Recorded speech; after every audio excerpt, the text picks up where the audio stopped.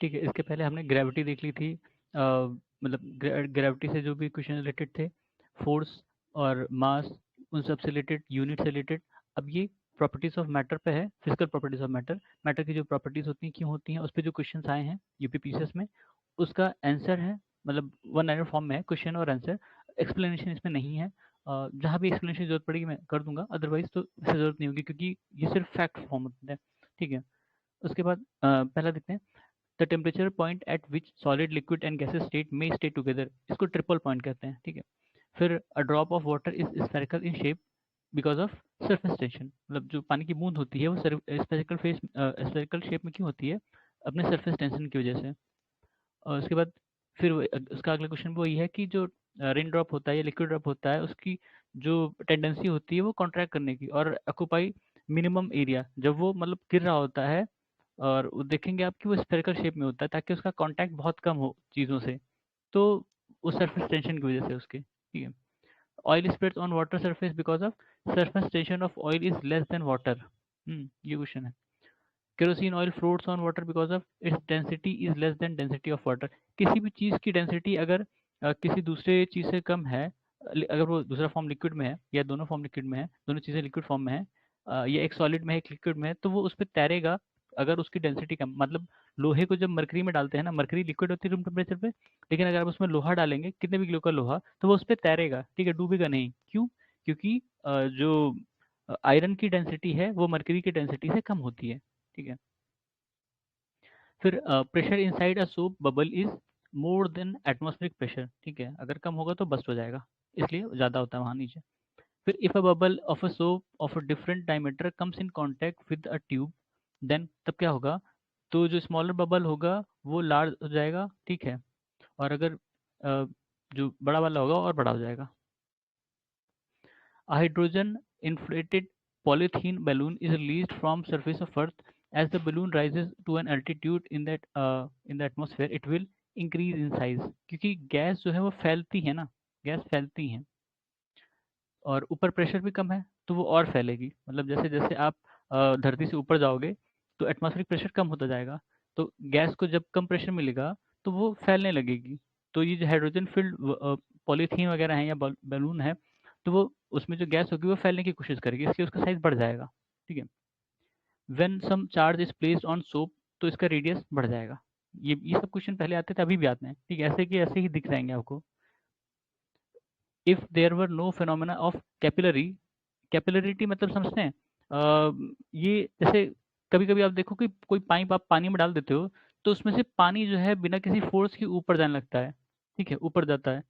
तो वो केरोसिन, इसमें केरोसिन लैम्प का वो जो लालटेन होती है अपने, उसका एग्जांपल दिया गया है कि जब हम उसमें कपड़ा डालते हैं ना, तो वो जो मतलब केरोसिन होता है वो अपने आप ऊपर चढ़ता रहता है। ठीक है, it would be difficult to use kerosene lamp, the blotting paper would fail to function, the big trees that we see around us, around the world, मतलब वो भी बड़े नहीं होंगे। क्यों? कैपिलरी रिएक्शन, जो जड़ें होती हैं पेड़ की, वो धरती से पानी लेती हैं। ठीक है, अब उनके पास कोई ऐसा खींचने का यंत्र तो है नहीं, तो वो कैपिलरी रिएक्शन की वजह से पानी ऊपर आता है। ठीक है, जो जड़ें हैं वो पानी पे जाती हैं, और वो कैपिलरी रिएक्शन की वजह से उनको पानी ऊपर मिलता है। ठीक है, फिर for this capillary is not the only reason. अच्छा, राइज, दो चार स्टेटमेंट दिए होंगे, उसमें से ये वाला सही था कि rise of water from the roots of a plant and its foliage, for this not. ठीक है, फिर kerosene rises in the wick of the stove is due to surface tension. Surface tension क्यों? क्योंकि जब हम उसमें प्रेशर देते हैं ना, वो हवा भरते हैं, जो रहता है वो मतलब जो स्टोव रहता है, स्टोव की बात हो रही है इसमें। ठीक है,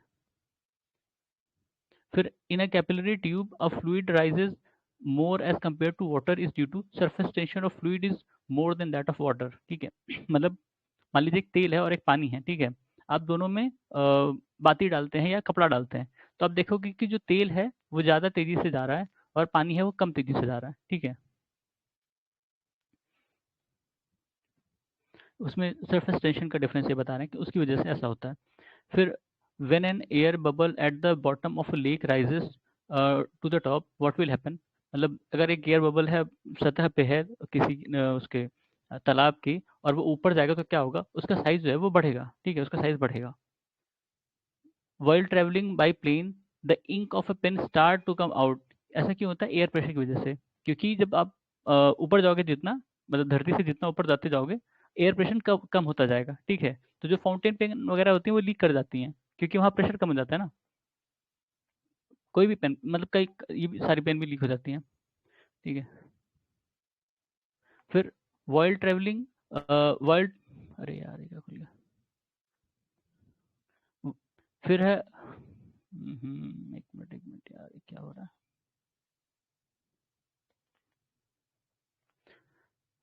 व्हेन द एयर बबल, अच्छा ये हो गया। World traveling by pen, the ink of pen start come out, ये भी हो गया। फिर in automobile hydraulic brakes work on Pascal's law, ठीक है। पास्कल्स लॉ इसमें था कि जब प्रेशर अप्लाई किया जाता है लिक्विड पे, तो जिधर भी उनको स्पेस मिलता है ना वो हर तरफ भागती हैं, ठीक है। इक्वल, मतलब इक्वल अमाउंट ऑफ एनर्जी में, मतलब जितने भी फोर्स लगाओगे वो उस सारे जितने भी उनमें होल होंगे या कुछ होगा, उसमें वो इक्वली डिवाइड होंगे और इक्वली फोर्स से वो भागेंगे उस तरफ, ठीक है। तो ये हाइड्रोलिक ब्रेक्स उसी प्रिंसिपल पर काम करते हैं। A sudden fall in barometer reading indicates that the weather will be stormy weather. Stormy weather यहाँ कहने का सेंस है, बैरोमीटर मतलब बैरोमीटर का मतलब है कि प्रेशर कम हो रहा है, ठीक है। प्रेशर क्यों कम होगा? जब टेम्परेचर बढ़ेगा तो प्रेशर कम होगा, ऑब्वियस सी बात है। तो स्टॉर्मी वेदर होगा, ठीक है। मतलब कोई वो तूफान आने वाला है जिसे कहते हैं। फिर a liquid is flowing in a streamlined manner through a cylindrical pipe along with the section containing the axis of the pipe, the the flow profile will be, अच्छा ये शायद पहले ऐसे क्वेश्चन आते थे, अभी तो नहीं देखने को मिलते हैं ग्राफ वाले, ठीक है। तो ये उसी टाइम का है।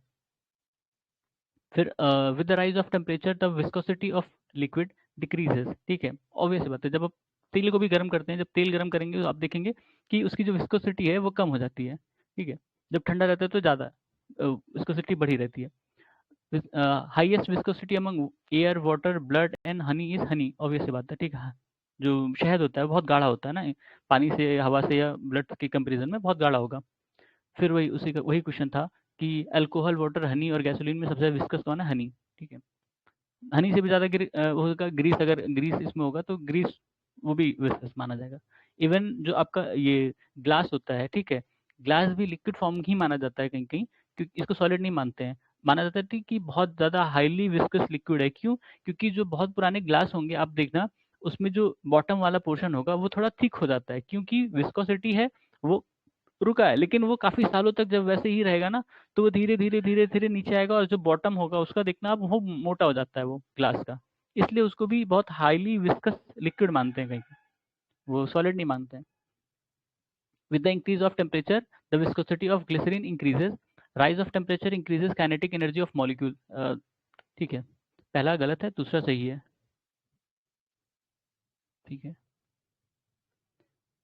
फिर the law in which under the same condition of temperature and pressure equals equal volume of all gases contain equal number of molecule, Avogadro law, हम लोगों ने एवोगाड्रो नंबर पढ़ा था, तो उसी से रिलेटेड है एवोगाड्रो लॉ। फिर in these condition distance between molecules of carbon dioxide filled in a container may increase, अच्छा उसमें कुछ कंडीशन दी गई थी, उसमें से राइट वाला लेना था। तो इसमें है on increasing the volume of container on leakage of some carbon dioxide gas from the container, ठीक है। अब वो दो कंडीशन दिया रहा होगा, उसमें से ये सही था। The surface of a lake is frozen in several winter but the water at its bottom is liquid because of, क्योंकि डेंसिटी जो पानी की डेंसिटी होती है सबसे ज़्यादा 4 डिग्री सेल्सियस पे होती है, ठीक है। तो ऊपर का सरफेस मान लीजिए कि जम भी गया है, नीचे नहीं जमा होगा और उस पर बर्फ़ तैरेगी। पानी पे बर्फ़, जब अगर पानी 4 डिग्री सेल्सियस पे है ना, तो उस पर बर्फ़ तैरेगी, ठीक है।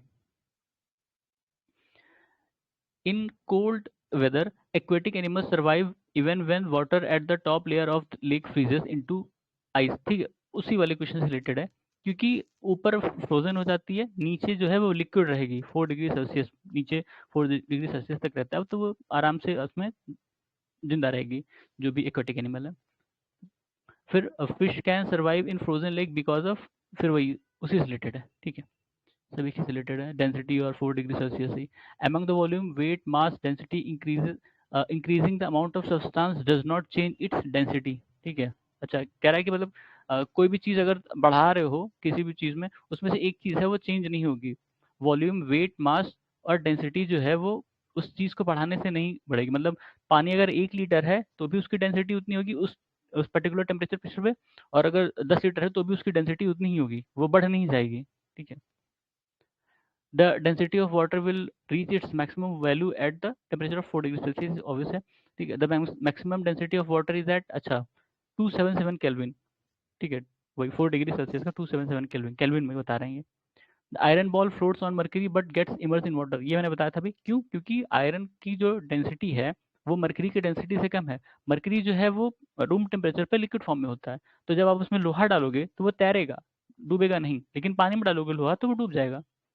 The specific gravity of iron is more than that of mercury, ये मतलब एक्सप्लेनेशन, रीजन जो है वो गलत है, असर्शन सही है। The iron nail floats on mercury, अच्छा ये भी वही उसी से रिलेटेड है, क्योंकि आयरन की जो डेंसिटी है वो पानी से ज़्यादा है और मर्करी से कम है। ठीक है। फिर a needle sink in the water whereas the ship made of iron floats because of relative density, वही बात है। ठीक है। और an iron needle floats on surface of water due to surface tension. अच्छा, अगर ऐसा कोई केस होता है कि मतलब वो तैर रही है, तो वो मतलब अगर लोहे का जो टुकड़ा है वो तैर रहा है, मतलब नीडल है कोई, तो वो अपने सरफेस टेंशन की वजह से तैर रहा है, ना कि डेंसिटी की वजह से।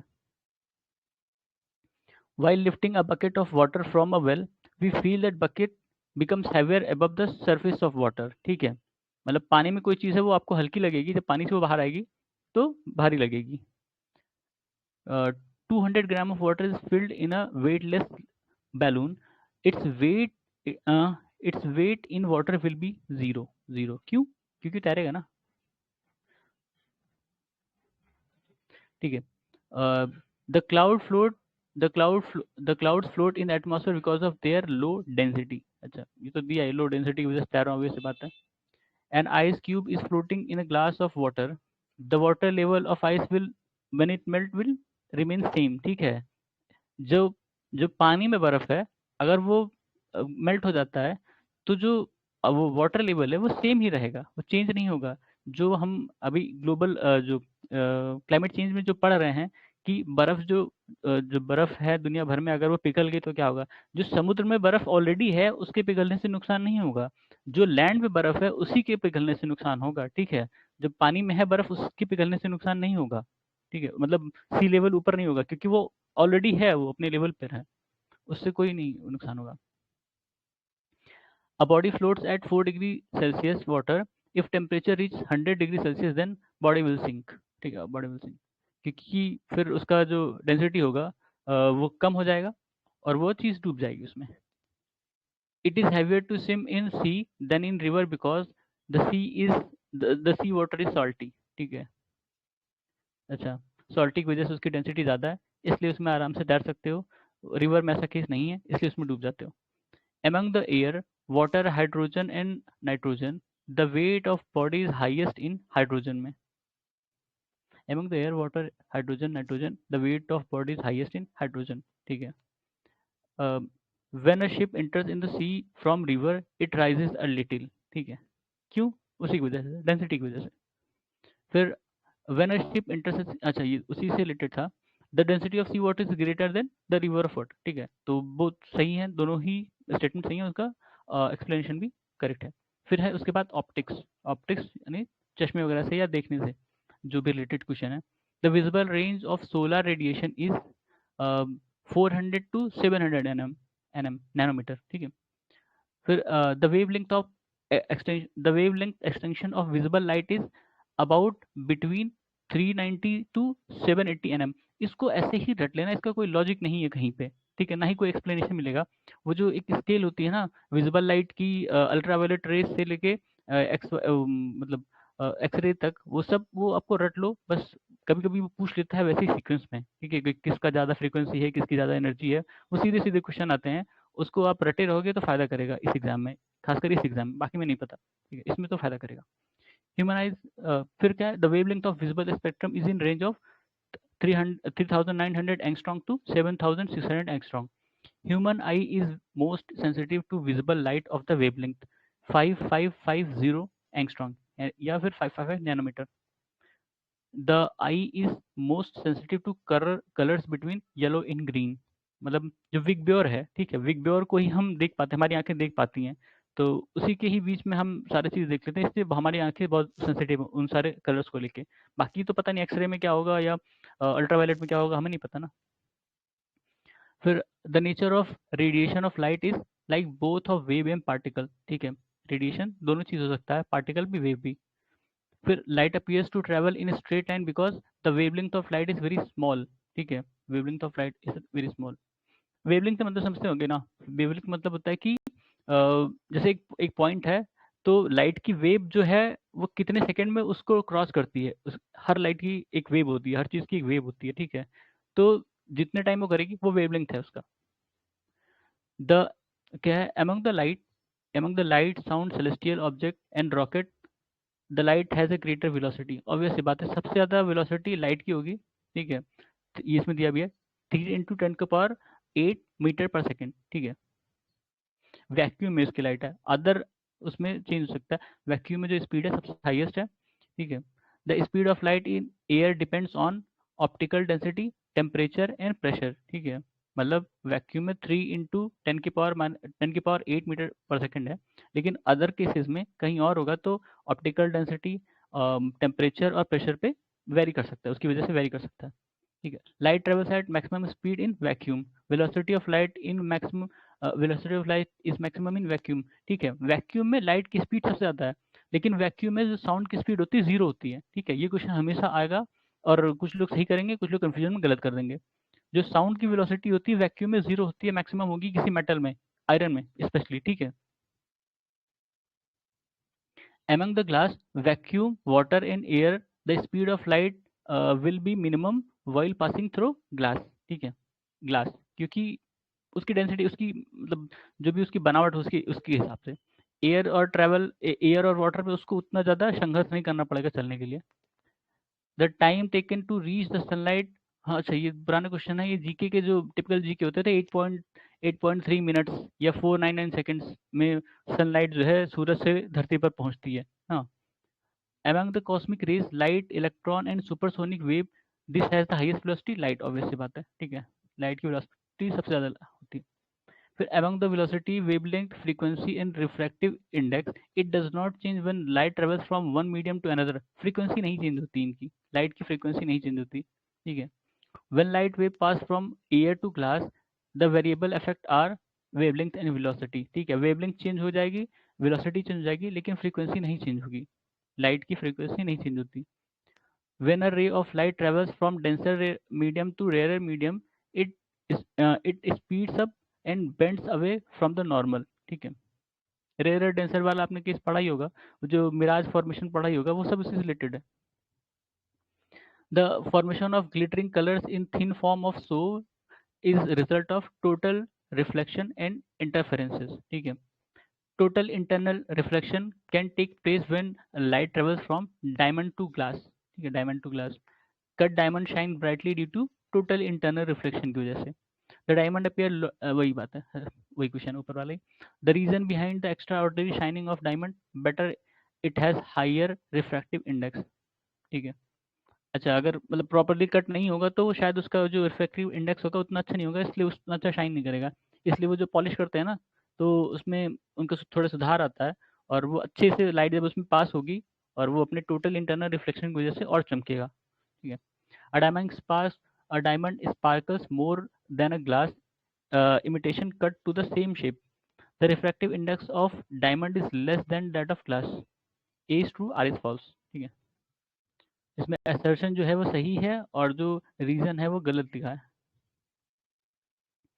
क्योंकि टोटल इंटरनल रिफ्लेक्शन भी इसमें काम आता है, सिर्फ रिफ्रैक्टिव इंडेक्स ही सब कुछ नहीं है। अ, फिर optical fibre works on the principle of total internal reflection, ठीक है? टोटल इंटरनल रिफ्लेक्शन का मतलब होता है कि जब कोई लाइट किसी मीडियम में गई ना, तो अगर वो उसको उसके उस मीडियम को क्रॉस कर जा रही है तो वो रिफ्रैक्शन होगा, ठीक है? और उसको क्रॉस नहीं कर रही है और उसी में वापस आ रही है, फिर वापस आ रही है, फिर वापस आ रही है, मतलब जब भी वो उनके सरफेस से जब टकरा रही है तो वो बेंड कर रही है और उसी में ही है, वो उस मीडियम को क्रॉस नहीं कर रही है, तो वो टोटल इंटरनल रिफ्लेक्शन का केस बन जाता है, ठीक है? अदरवाइज वो बाहर निकल जाएगी, उस मीडियम को क्रॉस कर जाएगी, तो वहाँ रिफ्रैक्शन होगा, रिफ्लेक्शन नहीं होगा, रिफ्रैक्शन होगा तब, ठीक है? In fibre optic communication the signal travel in the form of light wave. ठीक है, फाइबर ऑप्टिक्स वही लाइट वेव के फॉर्म में। जो फाइबर ऑप्टिक्स होता है तो उसमें जो लाइट पास करती है वो टोटल इंटरनल रिफ्लेक्शन की वजह से उसी में रहती है और वो ट्रेवल करती है एक एंड से दूसरे एंड। ठीक है, फिर the following statement are correct. Fibre optics is based on the principle of total internal reflection in an optical fiber communication system. Power consumption is extremely low. Optical fiber communication are free from radio frequency interferences। ठीक है, क्योंकि ये electronic signal नहीं है, इसलिए जो radio frequency interference होता है उसमें उसके इसमें नहीं हो पाता। Endoscope used by doctor for examining the inside of patient stomach works on the principle of total internal reflection। Endoscope बड़ी खतरनाक चीज होती है, मतलब जिसका हुआ होगा या जिसने देखा होगा ना वो खाना नहीं खा पाएगा। The reason of mirage is total internal reflection of light. ठीक है, सही है। Due to the following nature phenomena mirage is form terrestrial heating and refraction of light. ठीक है, मिराज कब बनता है? जो वो धरती गर्म थी, जैसे आप कभी गर्मी में जाओ सड़क पे, मतलब कोई नई सड़क बनी हुई या पुरानी एकदम प्लेन सड़क होगी तो आपको मिराज दिखेगा उस पे, मतलब ऐसा लगेगा ना पानी है वहां पे बहुत आगे जाके, लेकिन पानी रहता नहीं है। Among the sand desert, paddy crop land, land covered with fresh snow and prairie land, this reflect back more sunlight as compared to other। The land covered with fresh snow। ठीक है, वो वाला केस है यार, geography में जो पढ़ते हैं, उसका नाम नहीं याद आ रहा मुझे। तो इसमें जो ये सारी चीज़ें जो दी गई हैं इसमें सबसे ज़्यादा जो है, जो स्नो होगा, जो फ्रेश स्नो होगा, सबसे ज़्यादा लाइट को पीछे भेजेगा, रिफ्लेक्ट करेगा। ठीक है, फिर the technique to integrate and mark the image of three dimensional object holography कहते हैं। ठीक है, होलोग्राम बनता है ना, होलोग्राफी। ठीक है, तीन डायमेंशनल पिक्चर होती है, उनको अगर थोड़ा सा ऐसे टिल्ट करोगे ना तो 3D फॉर्म में दिखेगा वो। The generating image on a screen by focusing an electronic beam on phosphorus coated screens का रोस्टर स्क्रीन। ये CRT मॉनिटर्स होते थे, कैथोड रे ट्यूब, वो मॉनिटर्स होते थे जिसमें पीछे नहीं निकला होता था, जो पहले टीवी आती थी पीछे निकला था, वो CRT मॉनिटर्स होते थे।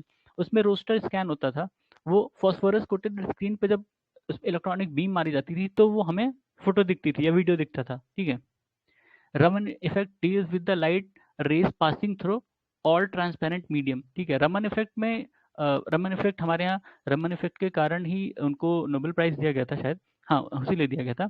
और उन्हीं के जन्मदिन के दिन ही शायद, या शायद जिस दिन उनको नोबेल मिला, इन दोनों में से एक दिन के दिन अपने यहाँ नेशनल साइंस डे मनाया जाता है। ठीक है, फरवरी में ही था मेरे ख्याल से।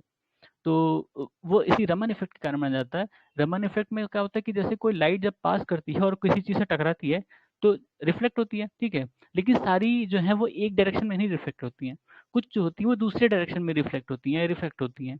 तो उसी को नोटिस किया गया था कि कुछ वेवलेंथ है वो अलग डायरेक्शन में जाती हैं, या फ्रीक्वेंसी की अलग डायरेक्शन में जाती है, वो रमन इफेक्ट उसको कहा गया। ठीक है, for reproducing sound a CD यानी compact disc audio player uses laser beam का इस्तेमाल किया जाता है सीडी में। When a CD used in audio video system is seen in sunlight, rainbow like colours are seen. This can be explained on the basis of phenomena of reflection and diffraction. ठीक है, CD का भी ऐसे हाथ में लेके ऐसे सूरज की रोशनी डालना, देखना वो कलरफुल कलरफुल रेनबो टाइप का दिखेगा, वो उसके रिफ्लेक्शन और डिफ्रैक्शन की वजह से होगा। ठीक है, फिर the following statement are correct. Radio waves are produced by rapidly oscillating electrical current to detect the over speeding vehicles. अच्छा, ये इसमें कई सारे स्टेटमेंट थे, उसमें बताना है कि कौन कौन सा सही था। तो ये सारे स्टेटमेंट उसमें रहे होंगे और वो सही थे। जैसे रेडियो वेव्स वो ओसिलेटिंग करंट की वजह से प्रोड्यूस किए जाते हैं या होते हैं, और ओवर स्पीडिंग को चेक करने के लिए डॉपलर इफेक्ट का इस्तेमाल किया जाता है। ठीक है, डॉपलर इफेक्ट क्या होता है कि जैसे कोई ऑब्जेक्ट आ रही है या जा रही है तो उसमें दो कलर होते हैं, रेड और ब्लू। ठीक है, तो जब जा रही है दूर तो जो लाल वाला होगा वो दिखेगा, और जब आ रही है तो वो जो ब्लू वाला है वो दिखता है। ठीक है, डॉपलर इफेक्ट, उसकी इंटेंसिटी बढ़ जाती है, मतलब आपको वो ज़्यादा क्लियर दिखने लगे तो पता चल जाएगा कि ऑब्जेक्ट आ रहा है। ठीक है, या जा रहा है उस कलर की वजह से। assertion in a motion picture usually 24 frames are projected every second over the whole length of film। Reason क्या है? The image form on retina of eye persist for about 0.1 second after the removal of stimulus. तो इसमें पहला true है और दूसरा false है। फिर television signal can not be received beyond a certain distance. इसका क्या रीजन है? The surface of area, the surface of earth is curve, ठीक है। ये अच्छा क्वेश्चन है, ये कॉन्सेप्चुअल क्वेश्चन है, खैर ठीक है। जो एंटीना होते हैं वो एक पर्टिकुलर एरिया कवर करते हैं, ठीक है। और जो वो सिग्नल सिग्नल वो भेजते हैं वो स्ट्रेट लाइन में जाएगा, क्योंकि धरती जो है हमारी कर्व शेप में है। हमको भले वो फ्लैट दिखती है लेकिन वो कर्व शेप में है, ठीक है। तो वो एक पॉइंट के बाद वो उसके आगे नहीं जा पाएगा, ठीक है, वो टकराएगा, कहीं जमीन पे ही टकराएगा। तो इसीलिए क्या कहते हैं कि तुम्हें फिर दूसरे एंटीना की जरूरत पड़ती है। अगर एक एंटीना ऐसा ही पूरा सिग्नल दे पाता सर्कल एरिया में, ठीक है, तो हमें दो तीन एंटीना की जरूरत नहीं पड़ती, एक एंटीना से ही काम चल जाता, ठीक है, टेलीविजन सिग्नल के लिए या इवन मोबाइल मोबाइल टावर के लिए भी, ठीक है। लेकिन वो क्योंकि वो सिग्नल जो जाएगा स्ट्रेट लाइन में जाएगा और धरती कर्व है, तो वो कहीं ना कहीं धरती से टकराएगा, ठीक है। तो वहाँ जहाँ उसकी लिमिट खत्म हो रही होगी, जहाँ वो धरती से टकरा रहा होगा, वहाँ दूसरे टावर की जरूरत पड़ेगी, वहाँ से फिर अगले के लिए ऐसे, फिर अगले के लिए ऐसे, ठीक है। The technique use to transmit audio signal in television broadcast is frequency modulation, जिसको एफएम कहते हो आप, एफएम, ठीक है। फिर in human eye light rays get transformed into neural impulse at retina. ये आंख वाँख वाले जो कॉन्सेप्ट हैं इसको पढ़ लेना, देख लेना, ठीक है। क्योंकि ये क्वेश्चन पूछ भी सकते हैं आप, तो उतना नहीं पूछते लेकिन पूछ सकते हैं भाई। The image form of retina is smaller than object but inverted, ठीक है। The type of image of an object form by the eye lens of retina inverted and real, ठीक है। स्मॉलर रहती है, इन्वर्टेड रहती है, रियल रहती है, रेटिना पे जो इमेज बनती है, ठीक है। ये तीन चीज प्रॉपर्टीज हैं, इसको याद रखना। The principal reason why it is better to have two eyes than one, ठीक है। It enhances distance and depth perception in us, ठीक है। मतलब एक आंख से भी आप उतनी ही दूर दिखते हैं जितना दो आंख से देख सकते हो। मतलब ऐसा नहीं है कि एक आंख है तो कम दूर देखोगे, लेकिन वो परसेप्शन क्लियर नहीं हो पाता, ठीक है। तो उसी को क्लियर करने के लिए दो आंखें हैं इंसान की, कि अब वो कितना दूर है, एग्जैक्टली कितना दूर है, और मतलब कहाँ पे है, या उसकी लोकेशन जो भी है, एग्जैक्ट लोकेशन आपको आंख से जब देखोगे तो वो क्लियर हो जाएगी। ऑल्दो वो एक आंख से देख सकता है वही चीज दिखेगा, ठीक है। Direct viewing of sun during total solar eclipse causes irreversible damage to eyes. The retinal burn is caused by the component of sun rays ultraviolet light, ठीक है। जब टोटल सोलर इक्लिप्स होता है तो अल्ट्रावायलेट रेज कहते हैं अपने maximum उस पे होती हैं, और अगर हम उसको सीधी आंखों से देखेंगे तो हमारी जो रेटिना है वो जल सकती हैं, इसलिए हम अंधे हो सकते हैं, इसलिए नहीं देखना चाहिए। The colour of star is an indication of temperature, ठीक है। जो हम जो मतलब जो वो होते हैं, सितारे होते हैं, उनकी रोशनी हम जो देखते हैं वो उनकी टेम्परेचर की वजह से है, ठीक है। इवन जो हम देखते हैं कि ट्विंकल ट्विंकल लिटिल स्टार, ठीक है, तो वो भी उनका ट्विंकल ट्विंकल जो है वो टेम्परेचर की वजह से है, ठीक है। The diffusion of light in the atmosphere take place due to dust particle, ठीक है। डस्ट पार्टिकल की वजह से डिफ्यूजन होता है, जो सूरज की रोशनी आती है और वो छितरा जाती है, वो डस्ट पार्टिकल की वजह से होता है। The colour of light is determined by its wavelength, ठीक है, वेवलेंथ।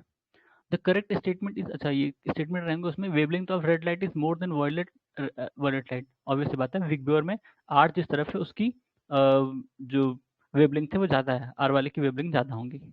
जैसे जैसे आप आर से उतर जाओगे, एक्स रेज और वो सब गामा रेज, तो उनकी वेवलेंथ ज़्यादा है, ठीक है।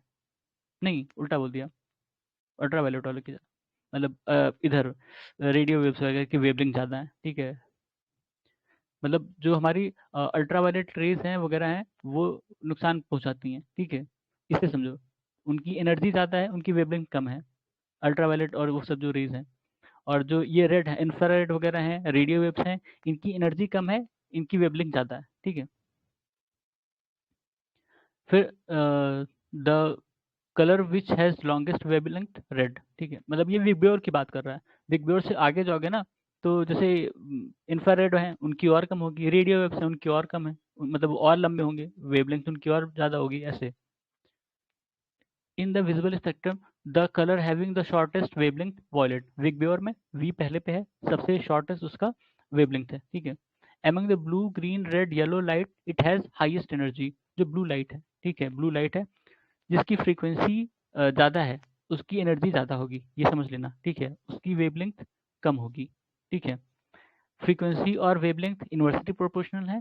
जिसकी फ्रीक्वेंसी ज़्यादा है उसकी एनर्जी ज़्यादा होगी, और उसकी हाँ, जिसकी फ्रीक्वेंसी ज़्यादा है उसकी एनर्जी ज़्यादा होगी और वेवलेंथ कम होगी। ठीक है, इसे समझ लेना।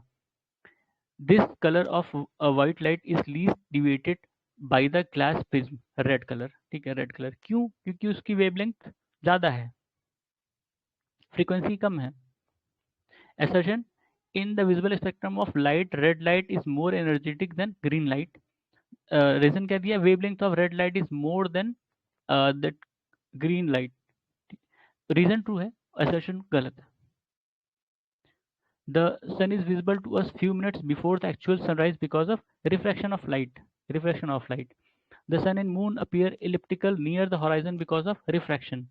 अपने रिफ्रैक्शन की वजह से वो एलिप्टिकल दिखाई देते हैं अपने हॉराइजन पर। ठीक है, मतलब जब सूरज ढलने वाला होता है या चंदा होता है वो ढलने वाला होता है, तो वो थोड़ा सा चौड़ा दिखता है बीच में से। ठीक है, वो क्यों दिखता है? वो रिफ्रैक्शन की वजह से, जो लाइट का रिफ्रैक्शन है।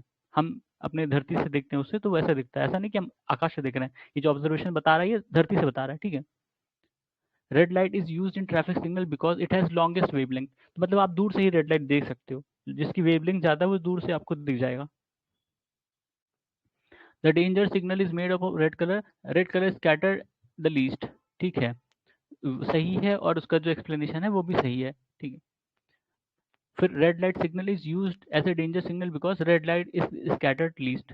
बताया था अभी, डॉपलर इफेक्ट में भी इसका इस्तेमाल होता है, क्योंकि जब दूर जा रहा है तो आपको दिखता रहेगा वो रेड लाइट। ठीक है, रेड लाइट की आपको दिखता रहेगा, ब्लू लाइट नहीं दिखेगा।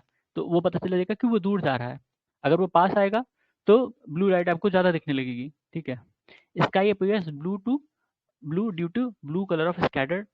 अच्छा अच्छा, ब्लू कलर सबसे ज़्यादा स्कैटर्ड होता है, इसलिए स्काई हमें ब्लू दिखता है। विगब्योर में blue colour. Sky is blue because short waves are scattered more than long wave by atmosphere. Obvious बात है, विग ब्योर वाला कॉन्सेप्ट है इसमें भी। फिर blue colour of sky is due to scattering of light.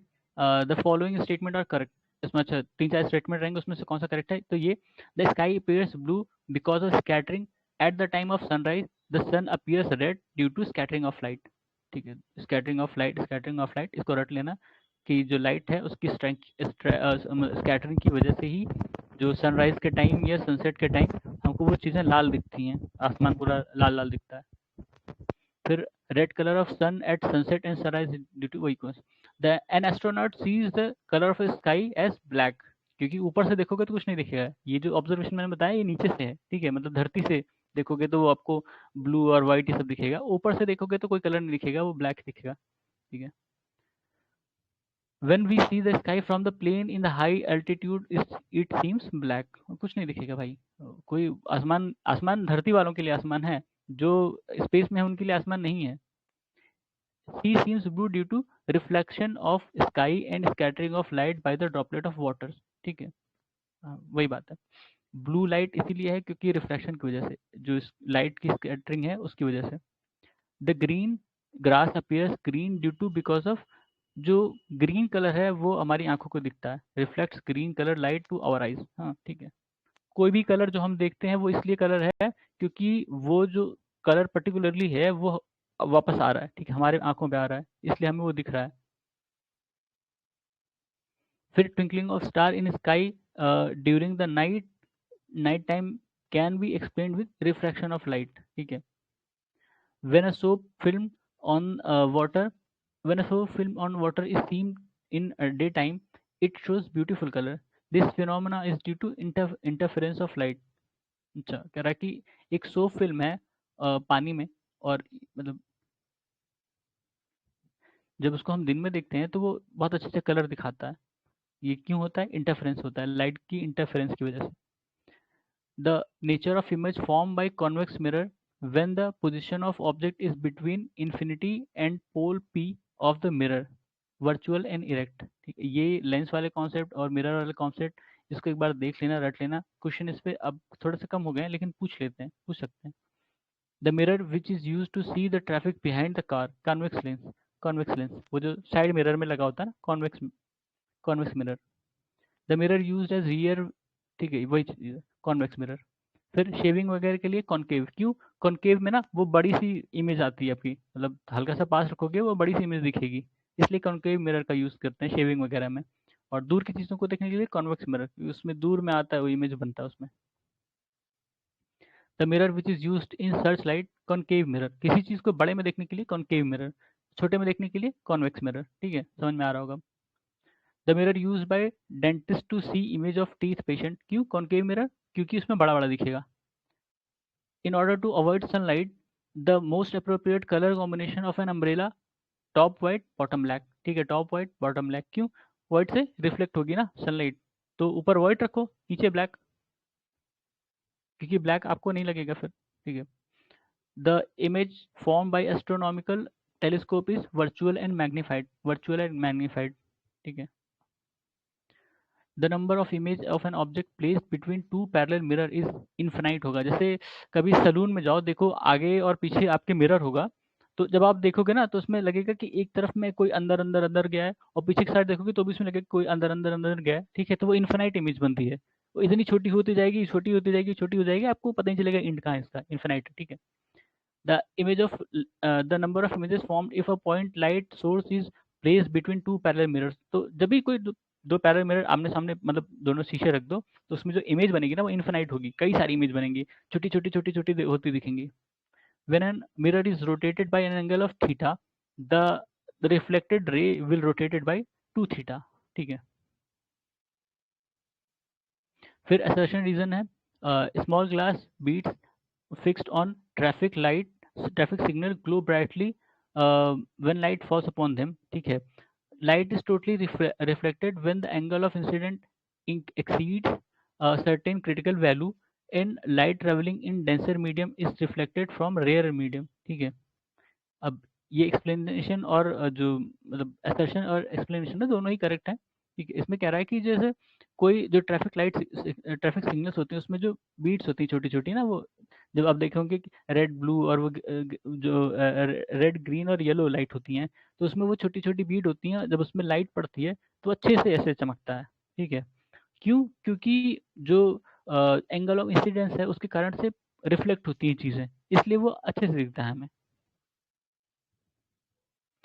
फिर light is made of 7 colours, the method of separating, इसमें prism का इस्तेमाल करके आप उसको लाइट को सेपरेट कर सकते हो, उनके सारे जो भी स्पेक्ट्रम है। ठीक है।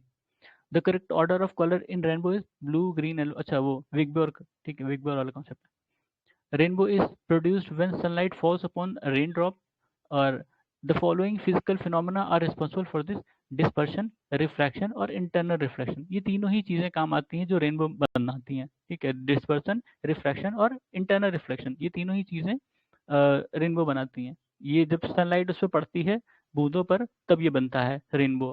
ठीक है। Dispersion of light is possible by prism. ठीक है, प्रिज्म, प्रिज्म एक तरफ से जैसे रोशनी मारते हैं तो दूसरी तरफ आपको विग्बोर ऐसे मिलेगा, 7 रोशनी मिलेगी अलग। The 7 colors colors of rainbow can be represented by वही विग्योर, विग्योर, विग्योर। This colour is seen in the middle of rainbow, green. Obvious बात है, जब विग्योर को लिखोगे तो पता चल जाएगा। The terminal colour band of rainbow are violet and red, मतलब टर्मिनल मतलब जो सबसे शुरू में है और जो सबसे आखिरी में है, वॉयलेट और red. In which direction the rainbow is seen at 12 noon, it can not be seen. अच्छा, दोपहर में नहीं दिखेगा रेनबो, दोपहर में नहीं दिखेगा। क्यों नहीं दिखेगा? क्योंकि सूरज ऊपर होगा। ठीक है, दोपहर में सूरज आपके सर पे होगा, तो जो रिफ्लेक्शन होना है वो होगा नहीं। आप देखोगे रेनबो तभी दिखेगा या तो सुबह दिखेगा या शाम के टाइम दिखेगा। ठीक है, और सूरज के अपोजिट डायरेक्शन दिखता है नॉर्मली। ठीक है। Stick is dipped in water in a slanting position, if observed sideways the stick appear to be short and bend at the surface of water। ऐसा क्यों होता है? मतलब जब आप कोई पानी में डंडे डालते हो और वो मतलब तिरछा लगेगा, अगर आप हल्का सा उसको टिल्ट करके डालोगे तो वो ज़्यादा ही तिरछा लगेगा। क्यों लगेगा? The light coming from the stick undergoes scattering from the water molecules giving the stick short and bend appearance. ये तो फॉल्स है, ये किसी और वजह से होता है। फिर the following statement are correct if a person look at the coin which is in bucket, मतलब पानी, मतलब बाल्टी में पानी है उसमें तुम सिक्का डाल दो। ठीक है, और वो जब मतलब देख रहे हो एकदम साफ पानी है, देख रहे हो तो तुम्हें लगेगा बहुत पास है वो, लेकिन वो उससे ज़्यादा गहरे पे है। ठीक है। एन एयर बबल इज, ये क्यों होता है वैसे? इफ अ पर्सन, इसमें रीजन नहीं दिया, ठीक है। शायद कॉनकेव मतलब इफेक्ट होगा वही रिफ्रैक्शन की वजह से होगा। An air bubble in air will act like a concave lens, ठीक है। एयर बबल अगर वो वाटर में है तो वो कॉनकेव लेंस की तरह काम करेगा। Air bubble inside water behaves as divergent lens, ठीक है। Two glass lenses of same focal length, one being convex or other being concave, are kept in contact. The combination will be a plane glass sheet.